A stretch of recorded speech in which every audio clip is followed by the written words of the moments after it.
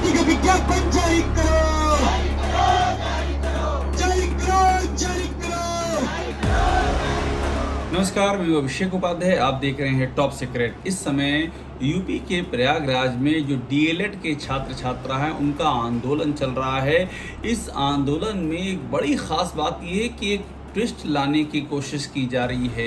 एक टैग लगाया जा रहा है कि ये आंदोलन तो समाजवादी पार्टी वालों का है, ये आंदोलन का जो अगुवाई कर रहा है वो तो सपाई है। ये एक टैग लगाने की कवायद चल रही है और इस कवायद का असर सोशल मीडिया से लेकर के जो पॉलिटिकल हैंडल हैं वहाँ भी दिखाई पड़ रहा है। मैं आपको बताऊंगा कि ये हो क्यों रहा है। ये कोई मामूली बात नहीं है। देखिए, पॉलिटिक्स में जो भी होता है वो इंडिकेशंस होते हैं। उसका मतलब है कि इसके पीछे कुछ है जो आने वाला है। वो क्या आने वाला है, ये अचानक से क्यों शुरू कर दिया गया कि जो आंदोलन करने वाला ये तो सपाई है, ये तो एक पार्टी विशेष का रिप्रेजेंटेटिव है।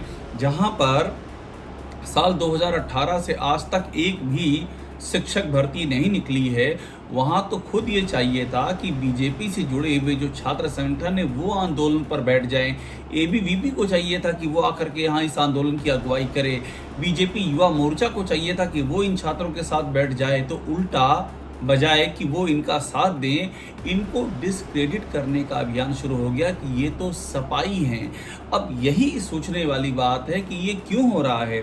पॉलिटिक्स में कुछ भी अनायास नहीं होता है, जो भी होता है उसके पीछे एक बड़ी तैयारी होती, यानी कि कुछ ना कुछ तो होने वाला है। प्रयागराज में कुछ ना कुछ आने वाला है।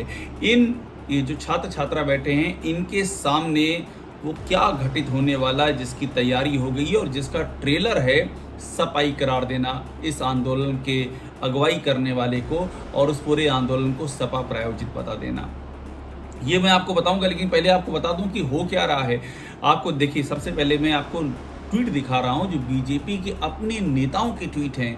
बीजेपी के अपने नेता ये कह रहे हैं कि ये व्यक्ति जो आंदोलन का अगुवाई कर रहा है, रजत सिंह नाम है, ये समाजवादी पार्टी से जुड़ा हुआ है और समाजवादी पार्टी के पुराने जो तस्वीरें हैं समाजवादी पार्टी के नेताओं के साथ में रजत सिंह की, उस तस्वीरों को सामने रख रहे हैं। ये तो कह रहे हैं सपा का है। इसका असर क्या होता है, मीडिया में भी ये आगे हेडलाइन की जो कर रहा है डीएलएड आंदोलनकारियों का नेतृत्व तो सपाई निकला। ये मीडिया ने जिसे कहते हैं थंब बनाना, या जिसे कहते हैं कि एक तरह का डिजिटल की जो एक हेडलाइन होती है जो सामने से नज़र आती है आपको। अगर आप किसी भी खबर को सर्च करते हैं तो सबसे पहले जो थंब नज़र आता है वो जिस अक्षर से, जिस शब्दों से, जिस वाक्य से आपका सबसे पहले सामना होता है वहीं लिखा है कि ये तो सपाई निकला। ये कैसे कैसे बात फैलती है। और जब ये बात फैली तो समाजवादी पार्टी के मुखिया अखिलेश यादव का भी ट्वीट आ गया। उन्होंने कहा, ठीक है, अगर कह रहे हो कि ये सपाई है तो ठीक है, हम तो ओन करते हैं। हम तो चाहेंगे कि इस तरह के जितने भी आंदोलनकारी हैं वो सब के सब पीडीए के हिस्से हो जाएं। अखिलेश यादव ने भी वहाँ उनका, चूँकि 2027 नज़दीक आ रहा, उनको भी एक मैसेज देना है इन युवाओं को, तो उन्होंने भी उसमें एक विंडो ढूंढी और उन्होंने कह दिया कि नहीं, ठीक है, अब ये हमारे है। अब इन सब के बीच में हो क्या रहा है, आपको मैं पहले एक कहानी तस्वीर दिखा दूँ, फिर मैं आपको अंदर की कहानी बताऊँगा कि इसके पीछे प्लानिंग क्या है। और ये प्लानिंग बड़ी आजमाई हुई प्लानिंग है। ये अक्सर बीजेपी सरकारों में ऐसा होता है और मैं आपको कहूँगा सिर्फ बीजेपी सरकारों में नहीं होता है, दूसरी सरकारों में भी जिसकी जहाँ सत्ता होती है वो इस रास्ते का इस्तेमाल करता है। सत्ता इस मामले में बड़ी धर्मनिरपेक्ष होती है, जिसकी भी सत्ता होती है वो उसी राह पर चलना शुरू कर देता है। अपवाद बहुत ही कम होते हैं। लेकिन पहले आप देखिए, रजत सिंह जिनके ऊपर सपाई होने का आरोप लगाया जा रहा है, उनकी जरा मैं कुछ तस्वीरें आपको दिखाता हूँ। इस आंदोलन की खातिर कहाँ कहाँ नहीं गए हैं, मैं आपको तस्वीर दिखा रहा हूँ। उनकी डिप्टी सीएम ब्रजेश पाठक के साथ में उनकी तस्वीर है। ये गए थे अपने आंदोलन के लिए समर्थन मांगने के लिए, अपने आंदोलन का हक मांगने के लिए। ये कांग्रेस की जो नेता हैं आराधना मिश्रा मोना, उनके पास गए थे। कांग्रेस के विधानमंडल दल की नेता हैं वो, ये ओम प्रकाश राजभर के पास गए थे, वो भी तस्वीर दिखा रहा हूँ। ओम प्रकाश राजभर तो बीजेपी के अपने सहयोगी हैं। ये इसके अलावा संदीप सिंह जो बेसिक शिक्षा का जिम्मा जिनके पास है, उनके आवास पे भी गए थे। आपको मैं उनके आवास की तस्वीर दिखा रहा हूँ।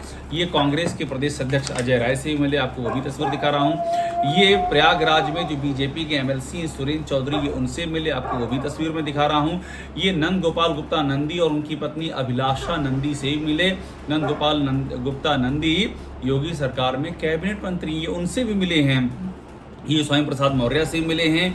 ये बीजेपी के प्रदेश कार्यालय पर भी गए। मैंने आपको ये सारी तस्वीरें दिखा दी। यानी कि ऐसा भी नहीं है कि ये सिर्फ एक ही पार्टी के दरवाजे पर गए हैं। ये क्योंकि देना तो सरकार को है, तो जाहिर सी बात है आंदोलनकारी सरकार के पास जाएगा। 69,000 शिक्षक भर्ती के जो ओबीसी अभ्यर्थी जो कह रहे थे कि उनको आरक्षण का लाभ नहीं मिला है, जो उनका हक है, वो भी दरवाजे दरवाजे गए थे बीजेपी के नेताओं के, बीजेपी के मंत्रियों के, लेकिन उनकी सुनवाई नहीं हुई थी। अब देखिए, अब मुद्दे पे आते हैं कि ये हो क्यों रहा है। इसके पीछे की जो योजना है वो बड़ी ध्यान देने वाली है।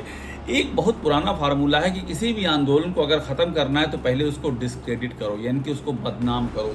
ये बताओ कि देखिए, ये आंदोलन नहीं है, ये राजनीतिक अवसरवादिता है, इसके पीछे फला राजनीतिक पार्टी है, वो बदनाम करना शुरू करो। जैसे जैसे आप बदनाम करेंगे वैसे वैसे मैसेज ये जाएगा कि ये जेन्युइन छात्र नहीं है, ये तो मौके का लाभ ले रही विपक्षी पार्टियां हैं। और जैसे ही ये मैसेज आपने परकोलेट कर दिया, इसको फैला दिया, आपकी पूरी ट्रोल आर्मी लग गई। उसके बाद वहाँ पर पुलिस के ज़रिए उन छात्रों को बल प्रयोग करके वहाँ से हटा दिया जाएगा, कुछ को अरेस्ट किया जाएगा, कुछ समय के बाद छोड़ दिया जाएगा और ये पूरा आंदोलन तितर बितर हो जाएगा। ये बहुत ही पुरानी आजमाई हुई स्ट्रेटजी है।